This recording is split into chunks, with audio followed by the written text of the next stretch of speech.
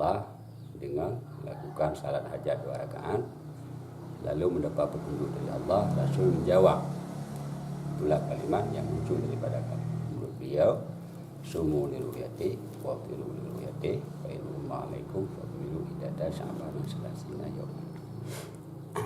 Jadi inilah dasar berpijak para ulama. Jadi kemarin sore kita semua sudah lihat bulan di di Subak Gedembang. Ya, jadi untuk kita Aceh Barat ini ada 8 titik yang satu matalik istilahnya, termasuk Bengkulu, Lampung, Batam, pokoknya wilayah Sumatera. Nah, jadi ulama-ulama dari Aceh Barat, ulama-ulama Dayak yang hari ini terlibat dalam HUDA, Himpunan Ulama Dayak, dan MUDA, dalam pembahasan ulama-ulama Dayak. Jadi kami telah mengambil satu kesimpulan, apabila nampak bulan di wilayah Sumatera, baik di Lampung atau Bengkulu atau lainnya di Batam, jadi kita boleh ikut karena satu matalik. Ya.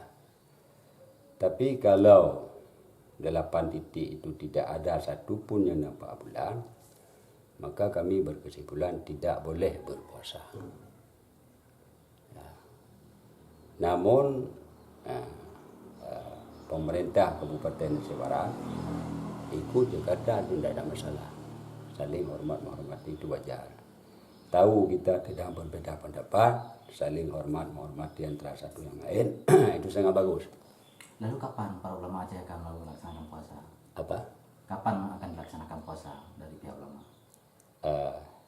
Besok hari Selasa. Jadi sudah pasti nampak bulan? Ya, bukan puasa besok karena menyempurnakan hari ini 30 bulan Sya'ban. Artinya meskipun hilal besok belum terlihat, Ya, itu udah ke dalam perhitungan hisab. Tadi malam 30 bulan Sya'ban. Kita lihat bulan tepat pada malam 30. Karena malam 30 itu malam rebutan. Bisa jadi 30 Sya'ban, bisa jadi 1 Ramadan.